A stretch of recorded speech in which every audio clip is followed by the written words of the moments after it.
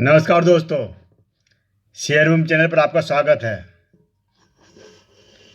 दोस्तों, मुझे अच्छा लग रहा है कि आप मेरे इस चैनल पर बने हुए हो, देख रहे हो और मैं आपके जो भी सवाल है इनको मैं पूरा कर पा रहा हूँ।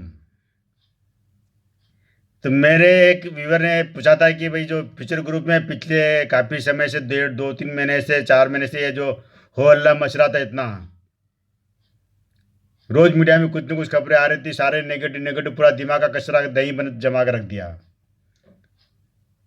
और अब क्या हो गया कि एक अचानक से इसमें सन्नाटा पसर गया। सब चुप हो गए, चुपचाप हो गए। ना बियानी बोल रहा, ना अमेजन बोल रहा, ना अंबानी बोल रहा, और नहीं मतलब कहीं कुछ हलचल ही नहीं है। तो क्या हो रहा, क्या आपस में कहीं मिल गए या क्या हो रहा है, या पीछे अंदर खाने कुछ चल रहा है इसमें। तो इसी पर मैंने ये वीडियो बनाया है।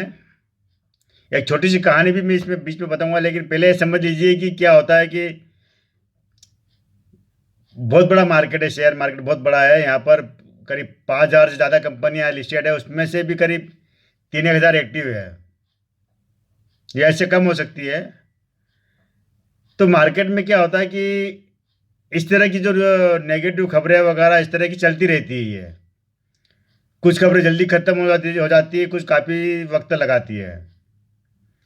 और जब नेगेटिव खबरें किसी कंपनी के खिलाफ चलती है तो नुकसान होता है। फिर उस नुकसान के फिर डैमेज कंट्रोल किया जाता है। तो वैसी परिस्थितियां बनाई जाती है कि जो नुकसान हुआ उसकी भरपाई पूरी नहीं, आधी या थोड़ी बहुत जितनी भी कर सके करें। तो शायद मुझे लगता है कि अभी जो सन्नाटा पसरा हुआ है इसीलिए पसरा हुआ है कि कुछ अब अच्छी खबरें बाहर आएगी, जिसका कि सबको इंतजार है। क्योंकि अगर मार्केट के हिसाब से देखा जाए तो जो अमेजन है, अमेजन को भी इंडिया में एक धंधा करना है। बहुत बड़ा मार्केट बेस है, बहुत बड़ा कस्टमर बेस है यहाँ पर।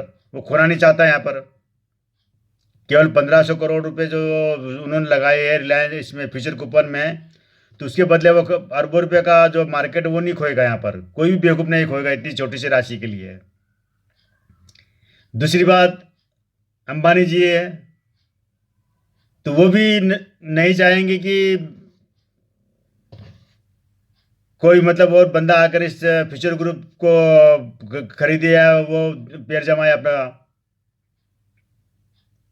और जो फ्यूचर ग्रुप वाले हैं तो वो तो डकार भी नहीं ले रहे अभी तो। डकार भी उनके आना पता नहीं कब आएगी, कितना खा के बैठे हैं। तो ये गड़बड़झाला जो चला, जिसमें सारा सब कुछ जो पीस गया ना, तो इसमें से अब जो बन के आएगा पिक्चर वो पूरी क्लियर आएगी।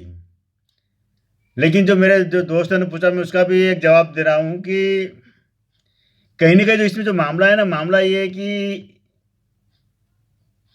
विश्वासघात वाला मामला है। कि मतलब विश्वास करा था अमेजन ने फ्यूचर के ऊपर, और जिस वादे के लिए या कोई वादा हुआ होगा ये होगा, तो जो जिस तो भरोसा टूटा है। बात इतनी सी, एक भरोसा टूट गया, उस भरोसे को वापस बनाना है। तो भरोसा बने तो कैसे बने, बस यही रास्ता निकलना बाकी है। तो कई बार किसी की जो नीयत खराब होती है ना, पूरे कहते हैं ना, घर में अगर घरा भरा परिवार है और एक व्यक्ति की अगर चाल चलन खराब होती है तो वो पूरे परिवार को ले बैठता है। अभी आपने देखा होगा यूपी में अतीक का मामला, जो आज कल तक ये पूरा परिवार सीना तान के घूमता था, आज सब भागे फिर रहे हैं। तो वो तो खैर पॉलिटिकल मामला है, मैं उसमें नहीं जाना चाहता। लेकिन क्या होता है कि यहाँ पर भी इस तरह से चीज़ें होती है। तो एक छोटी सी एक कहानी है। मतलब ये समझ लीजिए क्या होता है कि एक ब्राह्मण रहता है, वो अपने परिवार के साथ रह रहा होता है, उसकी पत्नी होती है, और परिवार में सब भाई बहन वगैरह माँ पिताजी सब रहते हैं। तो उसका होता है कि परिवार में झगड़े वगैरह चलते हैं। तो उसकी पत्नी कहती है कि भाई मैं अब यहाँ नहीं रह सकती हूँ, तुम हम कहीं और जाके रहेंगे। तो ब्राह्मण को ठीक लगता है कि भाई ठीक है, अपन बाहर जाके रहते हैं, देखेंगे वहाँ पर कुछ अपन कर गुजरे तो। अब घर से निकल जाते हैं, पोटली में कुछ लेकर निकल जाते हैं। अब रास्ते में जाते हैं तो उसकी पत्नी को भूख लगती है, प्यास लगती है, तो वो कहता है, पत्नी को बैठा देता है पेड़ के नीचे और कहता है तुम यहाँ बैठो, मैं कुछ सामान लेके आता हूँ खाने पीने का। अब जो सामान लेके लौटता है तो देखता है कि उसकी पत्नी मर चुकी है। उसे बड़ा दुख होता है, बड़ी तकलीफ होती, रोने लगता है, वह भगवान को याद करता है कि भगवान ये क्या कर दिया। तो भगवान उससे कहते हैं कि तुम्हारी पत्नी जीवित हो सकती है अगर तुम अपना आधा जीवन इसको दे दो। तो पंडित को लगा ठीक है, तो वो अपना आधा जीवन पत्नी को दे देता है और पत्नी जीवित हो जाती है। अब ये बात जब और आगे बढ़ते हैं, आगे जाके वो फिर एक जगह पर और ठहरते हैं। यहाँ भी पंडित किसी काम से कहीं गया हुआ होता है, तो पीछे से क्या होता है कि एक बहुत ही राजकुमार की तरह दिखने वाला सुंदर एक युवक आता है, लेकिन वो पेड़ से उसका एक पाँव से लंगड़ा होता है वो। तो उसे भी मन बहलाने के लिए, बात करने के लिए अकेली दिखती है, और इधर पंडितन जो उसकी पत्नी, ब्राह्मण की पत्नी, वो भी तो उसको भी अच्छा लगता है, वो तो दोनों बात करने लगते हैं। बात करते करते उनमें लगाव हो जाता है, दोनों एक दूसरे को चाहने लगते हैं। अब पंडित जब ब्राह्मण वापस आता है तो वो देखता है अपनी पत्नी के पास में उस लंगड़े को बैठा हुआ। तो वो अपनी पत्नी को उठा के बोले चलो अब चलते हैं, लेकिन पत्नी का तो मन उससे लग गया। अब जो वो विश्वास था तो विश्वासघात शुरू हो गया यहीं से, कि पत्नी के ऊपर उसने विश्वास किया था, ब्राह्मण ने अपना आधा जीवन भी दे दिया, उसी की बातों में आकर घर भी छोड़ा उसने। लेकिन वो जिस तरह से विश्वासघात कर रही थी, तो इसका नतीजा भी बुरा ही होना था। तो आगे जब वो जाने लगे तो उसकी पत्नी ने कहा कि ऐसा करते हम इसको भी ले सकते हैं, इस युवक को साथ में ले सकते हैं, मेरा भी मन बहल जाएगा इसके साथ में, आप तो काम पर निकलोगे। तब ब्राह्मण उसको अपनी पत्नी को नाराज नहीं करना चाहता, समझ तो चुका, लेकिन उसका चलो भाई चलो इसको साथ में ले, तो उसको एक साथ में लेके निकल लेते हैं वो। तो आधे रास्ते में जाकर क्या होता है कि वो लंगड़ा व्यक्ति और इसकी पत्नी, ब्राह्मण की पत्नी, दोनों मिलकर क्या करते हैं कि उस ब्राह्मण को कुएं में धकेल देते हैं। ब्राह्मण को कुएं में धकेल कर समझ के मर गया और दोनों आगे निकल लेते हैं। जब आगे जाते हैं तो भाई कोई पूछे ना, तो इसलिए क्या करता है कि वो उसकी पत्नी उसको अपने एक बड़ी से संदूक में छुपा लेती है, और वो संदूक को खींचते हुए उधर से ले जा रहे होती है। तो राजा के जो पहरेरी होते हैं, शहर के जो चौकीदार कहते हैं वो होते हैं जो, तो वो लोग चेक करते हैं। चेक करने में देखते हैं कि उस संदूक के अंदर वो राजकुमार टाइप जो लड़का लंगड़ा था वो निकलता है। तो उन दोनों को मतलब वो समझते कि ये कुछ गलत काम में लिप्त है, तो उन दोनों को राज दरबार में हाजिर करते हैं। राजा पूछता बताओ तुम्हारा ये क्या लगता, कौन हो तुम्हारा आपस में। तो वो ब्राह्मणी बोल देती कि ये मेरा पति है। तो ब्राह्मण राजा मान लेता कि ठीक है दोनों को छोड़ दो, पति पत्नी, हमें क्या दिक्कत है। लेकिन उसी वक्त क्या होता है कि उधर जो ब्राह्मण जिसको कुएं में फेंका था, उसको गांव के लोग बचा लेते हैं और बता देते हैं कि तुम्हारी पत्नी और वो इधर गए हैं। तो वो दौड़ा दौड़ा जाता है, उसको मालूम पड़ता है कि राज दरबार पे, वहाँ पर राज दरबार में जाता वो। तो वहाँ देखते हैं वो युवक खड़ा है और साथ में उसकी ब्राह्मणी पत्नी भी खड़ी है।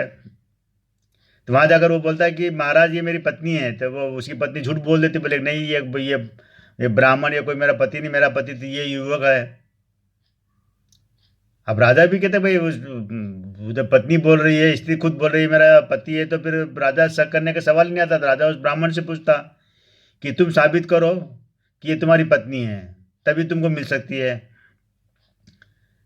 तो ब्राह्मण के पास और तो कोई सबूत होता नहीं है, लेकिन एक चीज़ उसे याद रहती कि जब ये पत्नी मर गई थी तो उसने अपना आधा जीवन दिया था देवताओं के कहने पर।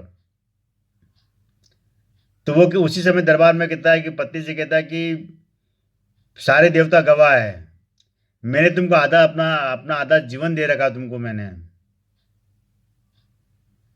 तो या तो अगर मुझे स्वीकार कर लो या फिर मैंने जो आधा जीवन दिया वो मुझे वापस लौटा दो, फिर तुम रहो इसके साथ में, मुझे कोई दिक्कत नहीं है। लेकिन मैंने जो आधा जीवन तुमको दिया है वो मुझे लौटा दो। अब पत्नी दुविधा में फंस गई।